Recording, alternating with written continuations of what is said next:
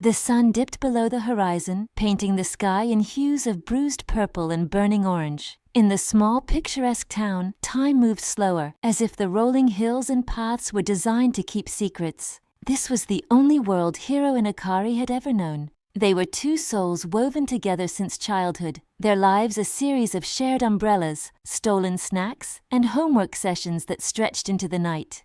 To anyone watching, they were inseparable, a duo destined to become one. But beneath the surface of their friendship, a storm was brewing in Hiro's heart, a storm he was too afraid to let out. The silence between them was like a soft, familiar blanket.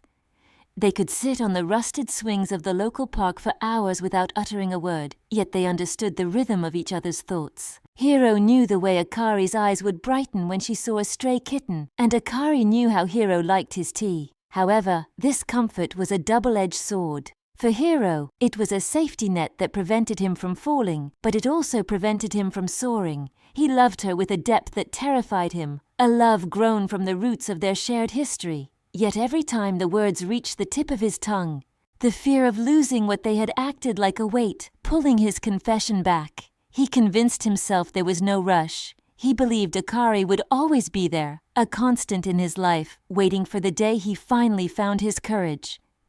Akari, however, wasn't a statue. She was a living woman with her own hopes.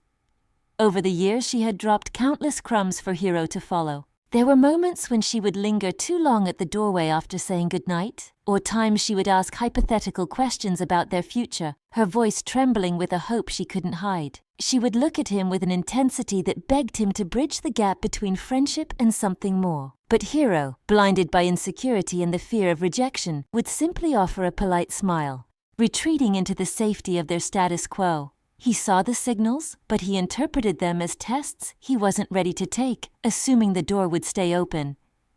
That illusion of eternal patience shattered when Kenji arrived. Kenji was everything Hiro was not. He moved with a quiet confidence and possessed a directness that was both refreshing and threatening. He didn't wait for the perfect moment, he created it. When Kenji looked at Akari, his intentions were clear. He didn't have the history Hiro shared with her, but he had the courage to build a future. Soon, Kenji was there at the cafe, walking Akari home and making her laugh in a way that sounded different, brighter, and more certain. Before we continue, subscribe to the channel and tell us in the comments where you're watching from. Hiro watched this from the sidelines, a cold knot of jealousy tightening in his stomach. He saw the way Akari began to lean into Kenji's presence, the way her signals toward Hiro started to fade, as if she were finally giving up on a ghost. He wanted to scream, to tell her everything, but the words felt like lead in his throat. He remained paralyzed, a spectator to his tragedy, still clinging to the foolish belief that he had time. He told himself Kenji was just a passing phase, but the way Akari looked at him now was different. It was a look of weary resignation, as if she were searching for a reason to stay. One evening, as autumn leaves drifted onto the pavement, Hiro and Akari walked together toward her house. Akari stopped near the old stone bridge. She didn't look at him, watching the water instead. She whispered that Kenji had finally asked her on a formal date, making his intentions undeniable. She turned to Hiro, her eyes searching his face with a desperate, final plea, asking if she should go. Hiro felt the world tilt on its axis. He knew if he didn't speak now, he would lose her forever, yet his heart hammered, begging him to stay safe. Hiro's heart felt like a leaden weight as he looked at Akari on the stone bridge. Instead of begging her to stay, he felt a familiar, suffocating cowardice. He forced a stiff smile and told her that she should go on the date with Kenji. With those hollow words, puis he unknowingly signed the warrant for his own heartbreak.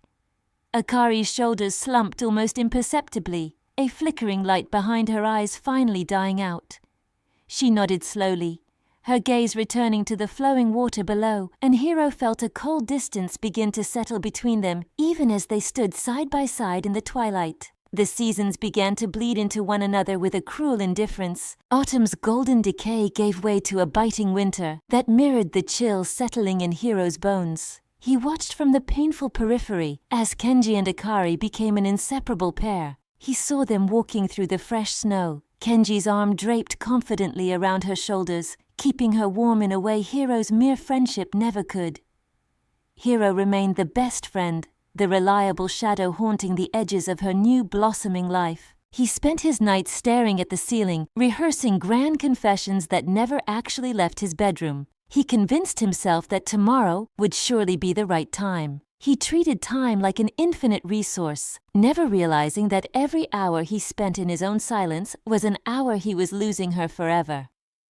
This tomorrow mentality became his drug, a way to numb the pain of his inaction while the rest of the world moved on without him. Summer arrived with a heavy humidity and the vibrant energy of the annual festival. Hiro found himself alone with Akari for a brief magical window of time. They stood on a grassy hill overlooking the valley, the same spot where they had watched fireworks as children. For a moment, the heavy weight of the years seemed to melt away. The vibrant bursts of crimson and gold in the sky illuminated Akari's face, casting her in a celestial glow that made Hiro's breath hitch in his throat. He felt a sudden desperate surge of bravery. He turned to her, his voice trembling as he whispered her name. He started to tell her how much those years meant to him, and how his entire world truly began and ended with her presence by his side. But just as the words were about to break free from his lips, the shrill, piercing ring of a phone shattered the atmosphere. It was Kenji. Akari's face lit up as she answered, the soft, intimate bubble between her and Hiro popping instantly. He retreated back into his shell, his heart closing tighter than ever before. Later that night, as the final embers of the fireworks faded, Akari dropped a bombshell. She looked at Hiro with a mixture of excitement and a hidden, flickering sorrow, telling him that Kenji had been offered a job in the city. She was going with him. The news hit Hiro like a physical blow. His forever had suddenly become a finite countdown, and the clock was ticking toward zero with terrifying speed. Panic finally overrode his lifelong fear. For days he paced his room, the reality of her departure gnawing at his soul. He couldn't let her go without her knowing the truth. He decided to run to her house, to burst through the door and spill every secret, every love letter he had never sent. He sprinted through the familiar streets, his lungs burning and his heart hammering like a caged bird. He reached her doorstep, gasping for air, ready to finally be the man she deserved. But the door opened before he could knock. Akari stood there, tears streaming down her face, but she was smiling through the moisture. She held up her left hand, where a diamond ring caught the porch light. She told him Kenji had just proposed. In her eyes there was joy, but deep behind the sparkle, Hiro saw a lingering, haunting sadness, a phantom of what could have been if only he hadn't waited so long to speak. The weeks leading up to the wedding were a blur of exquisite torture. Hiro was drafted into the role of the reliable best friend, helping organize the event that sealed his fate. He spent his afternoons picking up floral arrangements and his evenings double-checking guest lists, each flower feeling like a bandage on a wound. He watched Akari navigate the logistics of her new life with a grace that both enchanted and broke him. She was glowing, her excitement for the future undeniable. Yet whenever their eyes met across a room filled with wedding favors, Hiro saw that tiny flickering shadow of a what-if still dancing in her eyes. It was a ghost that haunted them both, a silent witness to a decade of unspoken words and missed opportunities that now lay between them like a vast, uncrossable canyon. On the eve of the wedding, the air in their town grew heavy with the scent of rain. Hiro found Akari standing alone on her porch, looking out at the neighborhood where they had grown up. Every street corner held a memory. The engagement ring on her finger caught the moonlight, a cold barrier of stone and metal. She turned to him, her expression a fragile mask of calm. She asked him softly if there was anything at all, that he had wanted to say to her before tomorrow changed everything forever. The silence that followed was the heaviest Hiro had ever felt. The words were right there, a wave of confessions about his years of pining. But as he looked at her, he saw the peace she had finally found in Kenji's certainty. To speak now would be an act of supreme selfishness, unburdening his soul. He realized true love wasn't always about possession. Sometimes it was about the mercy of a graceful exit. He forced his heart to be still and told her he was simply happy for her. He lied to protect her peace, choosing silence. The wedding day arrived under gray clouds. Hiro sat in a seat of honor that felt like a furnace. He watched as Akari walked down the aisle, a vision in white lace.